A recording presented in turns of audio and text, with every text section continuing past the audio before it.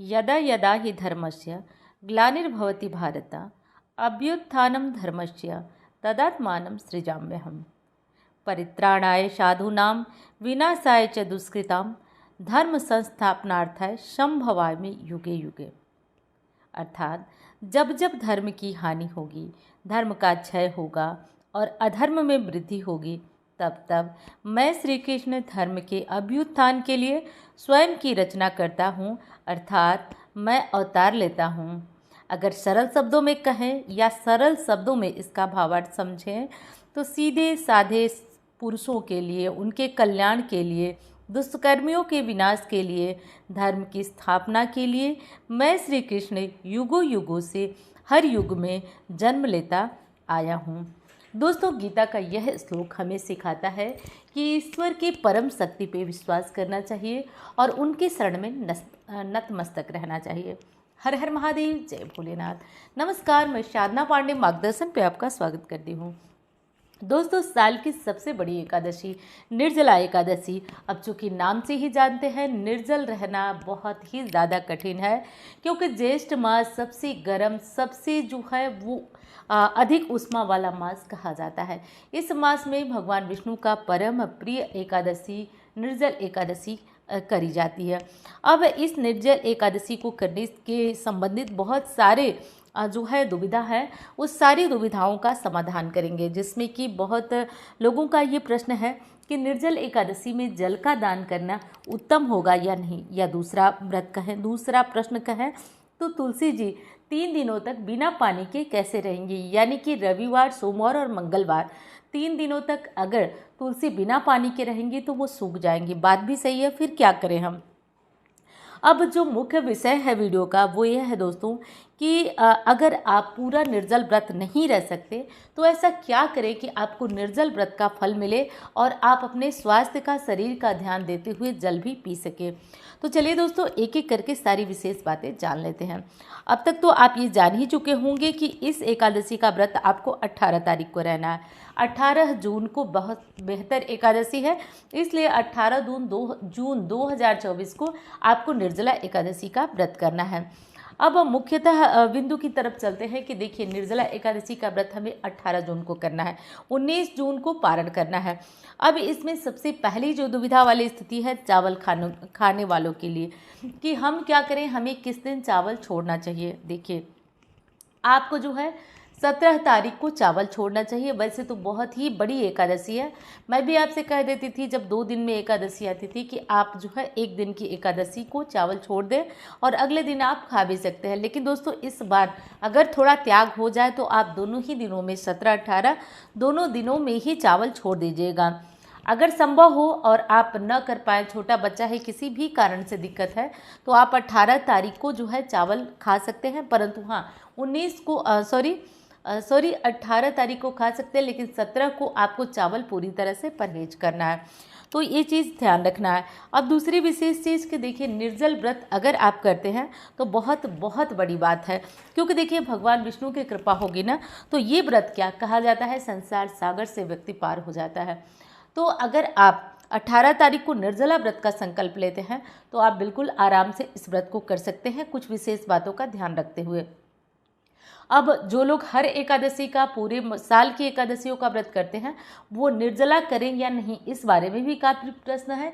तो देखिए, आवश्यक नहीं है कि आप निर्जला करें। जिनकी क्षमता है, जो कर सकते हैं वो करें। जिनका शरीर साथ नहीं दे रहा है, उम्र की अवस्था साथ नहीं दे रही है, वो लोग बिल्कुल ना करें। वो अपना जल फल लेकर जैसे अन्य एकादशियाँ करते हैं, बिल्कुल उसी भांति वो एकादशी करें। तो ये मत सोचिए कि ये एकादशी है और मैं जल पीऊँगा, निर्जला एकादशी है तो पाप लगेगा, ऐसा कुछ भी नहीं है। हाँ, व्रत करते हैं तो बहुत अधिक पुण्य की बात है, बाकी दोष का कोई सवाल ही नहीं है, क्योंकि देखिए वो हमारे पिता हैं और पिता पुत्र की अवस्थाएं समझता है या पुत्री की अवस्थाएं समझता है, तो नाराज होने का प्रश्न ही नहीं है। करते हैं अच्छी बात है, नहीं करते हैं किसी भी भांति ग्लानि मत रखिएगा। अब दूसरा विकल्प जो शास्त्र सम्मत है, ये मत सोचिएगा कि मैं अपनी तरफ से बता रही हूँ, ये हमारा शास्त्र कहता है कि यदि आप पूरे दिन का निर्जल व्रत नहीं कर पा रहे हैं किसी कारण से, तो आप सूर्योदय से पहले पानी पी लीजिएगा। ध्यान से सुन लीजिए, आप सूर्योदय से पहले 3:30 बजे तक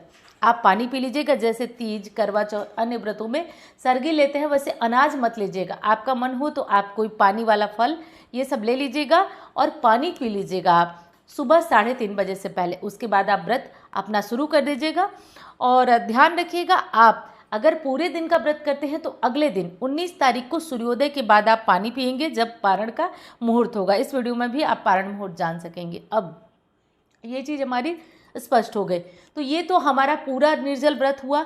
अब जो लोग पूरा निर्जल व्रत रखने की स्थिति में नहीं है, नहीं कर पाएंगे, तो एक शास्त्र सम्मत उपाय है कि एक दिन, जिस दिन की एकादशी है उस दिन आप भोर में उठ के पानी पी सकते हैं। इसमें तो किसी भी बात आपको दोष नहीं लगेगा, इसलिए बिल्कुल न सोचिए, क्योंकि शास्त्र कहता है कि एकादशी व्रत की शुरुआत सूर्योदय से अगले सूर्योदय तक होती है। तो इस चीज़ का ध्यान रखिएगा, कोई दोष नहीं लगेगा। ये मैं आपको क्लियर लिख के देती हूँ, क्योंकि मेरे परिवार में भी लोग बहुत सालों से करते आ रहे हैं, सब कुछ अच्छा है और भगवान विष्णु की असीम कृपा है, ऐसे ही करते आए हैं। तो दुविधा में मत जानिए पड़िएगा, क्योंकि जब अधिकतर लोग जो है एकादशी करते करते अवस्था ढलने लगती है और वो निर्जला करना चाहते हैं, तो पूरे दिन रात में कष्ट होती है, कठिनाई होती है। तो क्या करना चाहिए सुनिए। आप पूरे दिन निर्जल रखिए, सूर्योदय से लेकर अपना संकल्प वगैरह जो करना है कर लीजिए, और शाम को आप आराम से सूर्य ढलने के बाद, ये ज्ञान आपको होना चाहिए कि सूर्य ढल गया है, सूर्यास्त हो चुका है, तब आप निर्जला एकादशी के दिन पानी का सेवन कर सकते हैं। तब भी आपको आधे दिन निर्जला एकादशी व्रत करने का जो है पुण्य फल प्राप्त होगा। इस तरीके से करके आप अपनी एकादशी को कर सकते हैं और पुण्य फल को अर्जित कर सकते हैं।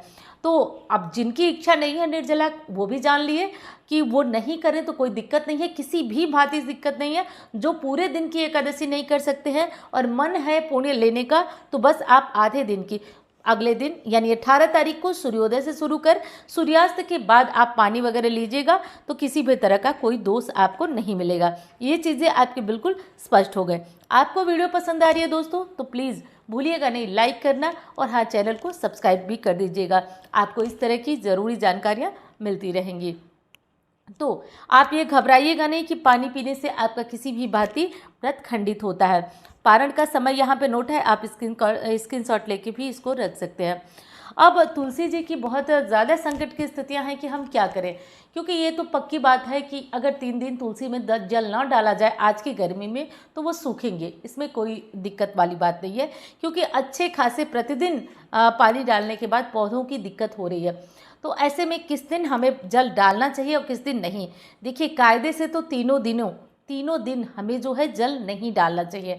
कायदे से नियमानुसार लें तो आपको रविवार, सोमवार और मंगलवार तीनों ही दिन जल नहीं डालना चाहिए। लेकिन ध्यान रखें, अगर आप हो सके तो आप अपनी तुलसी को छाया में रख दें, या फिर कोई कपड़ा वगैरह डालने की स्थिति है तो आप वहाँ डाल लें, या फिर 2-3 दिनों के लिए अगर आप तुलसी को छाया में रख देते हैं, जैसे भली बात ही आप शनिवार की शाम को उनमें जल थोड़ा सा ओवर डाल दीजिए और आप उन्हें छाया में रख दीजिए।